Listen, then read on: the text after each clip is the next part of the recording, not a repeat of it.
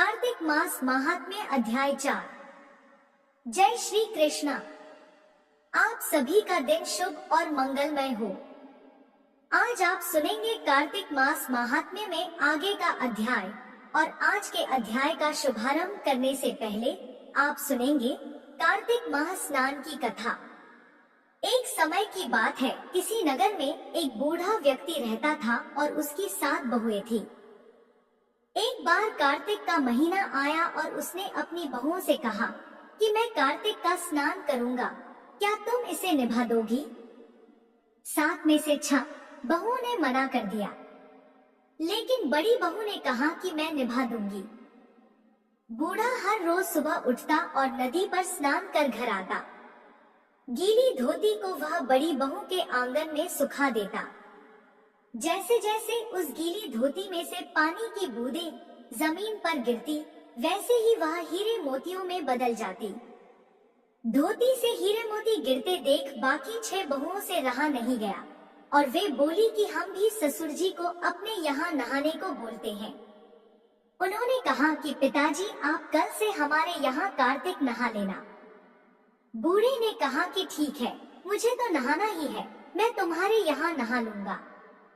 बूढ़ा सुबह सवेरे स्नान करके आया और धोती उसने दूसरी बहू के आंगन में सुखाने के लिए डाल दी, लेकिन यहाँ हीरे मोती की बजाय कीचड़ टपकने लगा।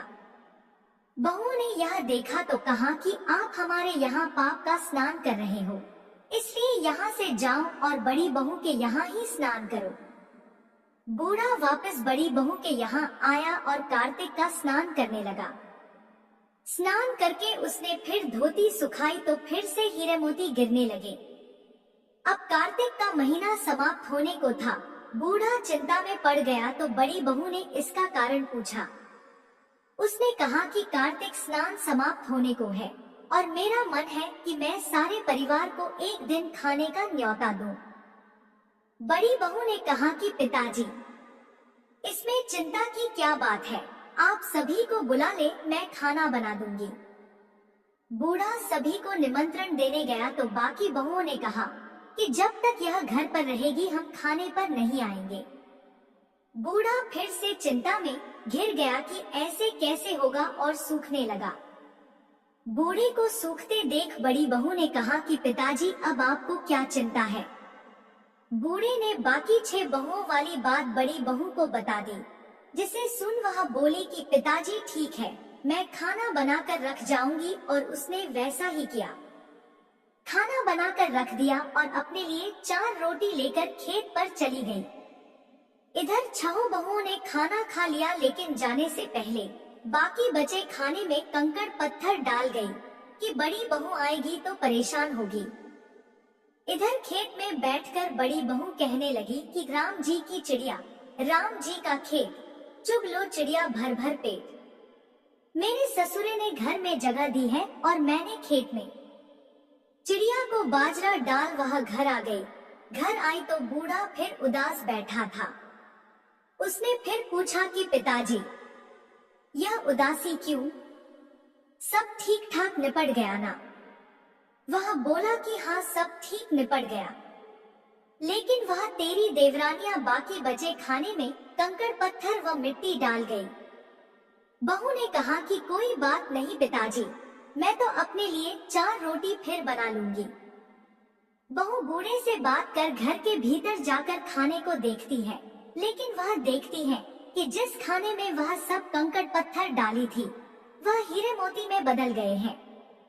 घर की जगह महल खड़ा हो गया है और धन दौलत से भर गया है। अन्न के भंडार घर में भरे पड़े हैं। वह बूढ़े को बुलाकर कहती है कि पिताजी, आपने तो कहा था कि मेरे लिए कुछ नहीं बचा है, लेकिन यहाँ तो हीरे मोतियों के भंडार हो गए हैं। पूरे घर में धन की वर्षा हो रही है, साधारण सा घर महल में बदल गया है। बूढ़ा सब चीजें देखकर बोला कि बेटी, तुमने सच्चे मन से कार्तिक स्नान सच्चे मन से निभाया था, लेकिन बाकी बहुओं ने पापी मन से इसे निभाया, इसलिए कार्तिक देवता तुमसे प्रसन्न हुए और यह फल दिया। हे कार्तिक देवता, जैसे आपने बड़ी बहू की सुनी वैसे ही आप सभी की सुनना। अब सुनिए कार्तिक मास महात्म्य में आगे का अध्याय। शौनकादि ऋषियों से श्री सूत जी महाराज ने आगे कहा, ब्रह्मा जी से अब तक के 5 अध्यायों में विभक्त कथा सुनकर देवर्षि नारद जी गदगद हो गए। वे ब्रह्मा जी को प्रणाम करके विनम्र भाव से बोले, नारायण नारायण। हे पितामह, अब कृपा करके कार्तिक मास के महात्म का विस्तार पूर्वक वर्णन कीजिए। नारद जी के मुख से यह सुनकर श्री ब्रह्मा जी बोले, हे पुत्र, तुम तो बहुत ही उदार और सभी प्राणियों का भला चाहने वाले हो, इसलिए मृत्यु लोक के निवासियों के भले के निमित्त ऐसे ऐसे प्रश्न पूछ रहे हो। सुनो, आज मैं तुम्हें ऐसी कथा कहता हूँ जिसके पढ़ने और सुनने मात्र से ही समस्त पापों का नाश हो जाता है। अपनी बात को आगे बढ़ाते हुए श्री ब्रह्मा जी ने कहा, सुनो नारद, साधु संतों का सत्संग अति पावन और दुर्लभ होता है। यह सांसारिक भय को दूर कर देता है और ज्ञानी ध्यान को मोक्ष प्रदान करता है। जिसकी जैसी कामना होती है उसकी वह कामना भी पूरी हो जाती है। जिस तरह से गंगा जी पापों को धो देती है और सूर्य पापों को भस्म कर देता है, ठीक उसी प्रकार संत समागम पाप, ताप और दीनता तीनों को ही नष्ट कर देता है। आधे क्षण का साधु समागम भी मोक्ष प्रदान करने वाला होता है। इतनी बात सुनकर तमाम ऋषि और मुनि ने कहा, हे सूत जी, अब आप कृपा करके कार्तिक मास महात्म का इतिहास और प्रसंग सुनाने की भी कृपा कीजिए। तब श्री सूत जी बोले, हे ऋषियों, एक समय चंद्र बदनी और कमल के समान कमल नैनी श्री सत्यभामा ने मन ही मन में विचार किया कि मैं धन्य हूँ, जिसके पतिदेव स्वयं त्रिलोकीनाथ भगवान मधुसूदन हैं और वे 16,108 रानियों में सबसे बढ़कर मुझे ही प्रेम करते हैं। जिस कल्प वृक्ष की पृथ्वी पर बसने वाले प्राणी बात तक नहीं जानते, वह कल्प वृक्ष स्वयं मेरे आंगन में लगा हुआ है। ऐसा विचार कर सत्यभामा ने एक दिन श्री कृष्ण भगवान से कहा, हे प्रभु, मैं आपसे एक बात पूछना चाहती हूँ। आशा है कि आप मेरे हित के लिए मेरी इन बातों का उत्तर देने की कृपा करेंगे। सत्यभामा की ये बातें सुनकर भगवान श्री कृष्ण सत्यभामा का हाथ पकड़कर कल्प वृक्ष के नीचे ले गए। भगवान श्री कृष्ण ने कहा, हे सत्यभामा, मैं अपनी सब रानियों में तुम्हें ही सबसे प्रिय मानता हूँ। मैंने तुम्हारे स्नेह के वश में सुरराज इंद्र से विरोध करके यह कल्प वृक्ष स्वर्ग से लाकर तुम्हारे आंगन में लगा दिया। मैं तुम्हारे लिए ना देने वाली अदेय वस्तु भी दे सकता हूँ और ना कहने वाली बात भी कह सकता हूँ। इसलिए अगर तुम मुझसे गुप्त भी बात पूछोगी तो भी मैं वह तुम्हें बता दूंगा। भगवान श्री कृष्ण की बात सुनकर सत्यभामा गदगद होकर बोली, हे स्वामी, अगर आप मुझसे इतने प्रसन्न हैं, तो मुझे यह भी बताने की कृपा कीजिए कि मैंने पूर्व जन्म में ऐसा क्या शुभ कार्य किया था जिससे मुझे आपकी अर्धांगिनी बनने का सौभाग्य प्राप्त हुआ और आपके साथ गरुड़ पर बैठकर ब्रह्मा लोक और इंद्रलोक में आने जाने का अवसर भी मुझे मिल गया। हे नाथ, पूर्व जन्म में मैं कौन थी और किसकी कन्या थी, सो आप मुझे विस्तार पूर्वक सुनाने की कृपा कीजिए। सत्यभामा की यह बात सुनकर भगवान श्री कृष्ण मुस्कुराकर बोले, हे सत्यभामे, मैं तुम्हें समस्त वृतांत विस्तार पूर्वक सुनाता हूँ। तुम एकाग्र चित्त होकर सुनो। भगवान श्री कृष्ण कहते हैं, हे सत्यभामे, सतयुग के अंत में मायापुर नगर के अत्रिकुल में देव शर्मा नामक 4 वेदों, 6 शास्त्रों और 18 पुराणों का ज्ञाता एक ब्राह्मण रहा करता था। वह भगवान सूर्य नारायण का अनन्य भक्त था और रात दिन अतिथियों की सेवा में लगा रहता था। उसकी कोई संतान नहीं थी। फिर बड़ी आयु में उसे एक कन्या हुई जिसका नाम गुणवती रखा गया। देव शर्मा ने अपने एक शिष्य जिसका नाम चंद्र प्रकाश था, उसके साथ अपनी कन्या गुणवती का विवाह कर दिया। चंद्र प्रकाश अपने ससुर की पिता के समान सेवा किया करता था। एक दिन देव शर्मा अपने दामाद को साथ लेकर लकड़ियां काटने वन को गया। वन में उन्होंने इधर उधर फिरते हुए एक महाभयानक राक्षस को देखा। उसे देखकर उन दोनों के हाथ पैर फूल गए और भागने में असमर्थ होने के कारण वे दोनों उस राक्षस के हाथ से मारे गए। परंतु उस क्षेत्र और अपनी भक्ति के प्रभाव के कारण वे मेरे बैकुंठ धाम को चले आए। जैसे मेघ द्वारा वर्षा हुआ जल सभी नदियों द्वारा समुद्र में प्रवेश कर जाता है, ठीक उसी तरह श्री गणेश, शिवजी, सूर्यदेव और श्री हरि में से किसी भी देवता की भक्ति और उपासना करें, वह हमें ही प्राप्त होता है। इसी से वह सूर्य भक्त हमारे दूतों के द्वारा पुष्पक विमान में बैठाकर हमारे लोक में पहुंचा दिए गए। इधर उन दोनों के मरने की खबर सुनकर गुणवती ने बहुत विलाप किया। रो रो कर कहने लगी, हे पिता और हे पतिदेव, अब मैं कैसे जीवित रह सकूंगी? हाय, मुझे किसके भरोसे छोड़कर कहाँ चले गए? अब मेरे खाने पीने का प्रबंध कहाँ से हो सकेगा?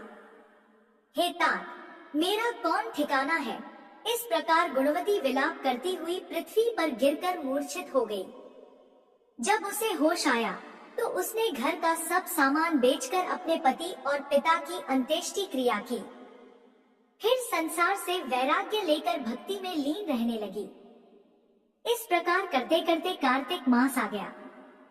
तब वह विधि विधान से कार्तिक मास का स्नान करने लगी और साथ ही साथ एकादशी का व्रत भी करने लगी। ये दोनों ही व्रत भगवान को अति प्रिय है और मुक्ति तथा ऐश्वर्य प्रदान करने वाले हैं। आगे भगवान श्री कृष्ण कहते हैं, हे प्रिय, कार्तिक मास में तुला के सूर्य में जो प्रातःकाल स्नान, जागरण और दीप दान करते हैं, उनके जन्म जन्मांतर के पाप नष्ट हो जाते हैं। जो मंदिर में प्रातःकाल झाड़ू लगाते हैं और भगवान का पूजन करते हैं, वे जीवन मुक्त हो जाते हैं, अर्थात बार बार जीवन मरण के बंधन में नहीं बंधते।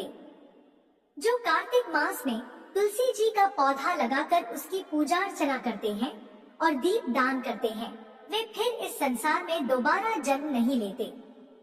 भगवान श्री कृष्ण कहते हैं, हे प्रिय, एक दिन गुणवती ज्वर से पीड़ित हो गई और असहनीय होते हुए वह गंगा स्नान के लिए कष्ट सहते हुए गई। स्नान करने के लिए गंगा जी में प्रवेश करते ही मारे शीत के उसका सारा शरीर थर-थर कांपने लगा और वह शिथिल होकर वहीं गिर पड़ी। उसी समय भगवान विष्णु के दूत सुंदर विमान लेकर आए और उसे विमान में बिठाकर विष्णु लोक को ले गए। यह सब कार्तिक के स्नान और व्रत का ही प्रभाव था। त्रेता युग के पश्चात द्वापर युग आया तो पृथ्वी पर कंस जैसे दैत्यों ने महा उत्पात किया। उस समय श्री ब्रह्मा आदि समस्त देवताओं द्वारा प्रार्थना किए जाने पर पृथ्वी का भार उतारने को मैंने कृष्ण अवतार धारण किया। उस समय जितने भी हमारे विष्णु गण थे, वे मेरे साथ में यादवों के रूप में ग्वाल बाल होकर पृथ्वी पर अवतरित हुए। देव शर्मा जो तुम्हारे पिता थे, वह भी पृथ्वी पर अवतरित हुए। हे सत्यभामे, उस जन्म में देव शर्मा का नाम सत्राजीत हुआ और चंद्र प्रकाश पृथ्वी पर जन्म धारण करके इस जन्म में अक्रूर जी हुए। तुम उस जन्म में गुणवती थी। अब तुम ही इस पृथ्वी पर जन्म धारण कर सत्यभामा हुई हो। कार्तिक मास में किए गए व्रत, स्नान और दान से ही तुम हमारी प्रिय पत्नी हुई हो। तुमने आजन्म तुलसी जी के वृक्ष को सींचकर उसका पालन किया। इसी से तुम्हारे आंगन में आज कल्प वृक्ष है। और कार्तिक मास में तुमने जो दीप दान किया था, इसी से तुम्हारे घर में लक्ष्मी जी का प्रकाश है। कार्तिक मास में व्रत आदि करके जो तुमने काया कष्ट सहन किया था, उसी से तुम मेरी अर्धांगिनी हुई। जो कोई कार्तिक मास में व्रत आदि करता है, वह मुझे तुम्हारे ही समान प्रिय हो जाता है। हे प्रिय, अन्य दूसरे जप, तप, यज्ञ, दान आदि कार्तिक मास के 16वें भाग के बराबर भी नहीं होते। सत्यभामा जी को उनके जन्म का पूर्व वृतांत सुनाकर भगवान श्री कृष्ण मौन हो गए। इसके आगे का वृतांत आप आगे के अध्याय में सुनिएगा। जय श्री कृष्ण, राधे राधे। अब आइए सुनते हैं तुलसी चालीसा आरती सहित। श्री तुलसी महारानी, करूं विनय सिरनाए। जो मम हो संकट विकट, दीजय मात नशाय। नमो नमो तुलसी महारानी, महिमा अमित न जाए बखानी। दियो विष्णु तुमको सन्माना, जग में छायो सुयश महाना। विष्णु प्रिया जय जयती भवानी, तिहु लोक की हो सुखखानी। भगवत पूजा कर जो कोई, बिना तुम्हारे सफल न हुई। जिन घर तब नहीं हुए निवासा, उस पर कलहीन विष्णु नहीं बासा। करे सदा जो तब नित सुमिरन, तेहि के काज होए सब पूरन। कार्तिक मास महात्म तुम्हारा, ताको जानत सब संसारा। तब पूजन जो करे कुंवारी, पावे सुंदर वर सुकुमारी। कर जो पूजा नित प्रीति नारी, सुख संपत्ति से होए सुखारी। वृद्धा नारी करे जो पूजन, मिले भक्ति होवे पुलकित मन। श्रद्धा से पूजे जो कोई, भवनिधि से तर जावे सोई। कथा भागवत यज्ञ करावे, तुम बिन नहीं सफलता पावे। छायो तब प्रताप जग भारी, ध्यावत तुम्ही सकल चितधारी। तुम्ही मात यंत्रन तंत्रन में, सकल काज सिद्धि होवे क्षण में। औषधि रूप आप हो माता, सब जग में तव यश विख्याता। देव ऋषि मुनि और तपधारी, करत सदा तव जय जयकारी। वेद पुराणन तव यश गाया, महिमा अगम पार नहीं पाया। नमो नमो जय जय सुखकारनी, नमो नमो जय दुख निवारनी। नमो नमो सुख संपत्ति देनी, नमो नमो अघकाटन छेनी। नमो नमो भक्तन दुख हरनी, नमो नमो दुष्टन मत छेनी। नमो नमो भव पार उतारनी, नमो नमो परलोक सुधारनी। नमो नमो निज भक्त उबारनी, नमो नमो जनकार संवारनी। नमो नमो जय कुंती नशावनी, नमो नमो सब सुख उपजावनी। जयती जयती जय तुलसी माई, ध्याऊं तुमको शीश नवाई। निजन जानी मोही अपनाओ, बिगड़े कारज आप बनाओ। करूं विनय मैं मात तुम्हारी, पूर्ण आशा करूं हमारी।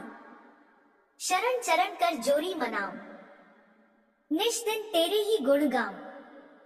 करूं मात यह अब मोह पर दया, निर्मल होए सकल ममकाया।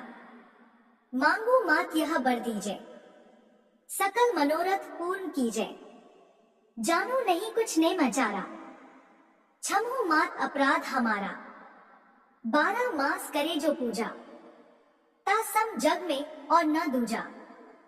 प्रथम ही गंगाजल मंगवावे, फिर सुंदर स्नान करावे। चंदन अक्षत पुष्प चढ़ावे, धूप दीप नैवेद्य लगावे। करे आचमन गंगा जल से, ध्यान करे हृदय निर्मल से। पाठ करे फिर चालीसा की, स्तुति करे मात तुलसी की। यह विधि पूजा करे हमेशा, ताके तन नहीं रहे क्लेशा। करे मास कार्तिक का साधन, सोवे नित पवित्र सिद्ध हुई जाही। है यह कथा महासुखदाई, पढ़े सुने सो भव तर जाए। यह श्री तुलसी चालीसा पाठ करे जो कोय, गोविंद सो फल पावही जो मन इच्छा होए। अब आइए सुनते हैं तुलसी जी की आरती।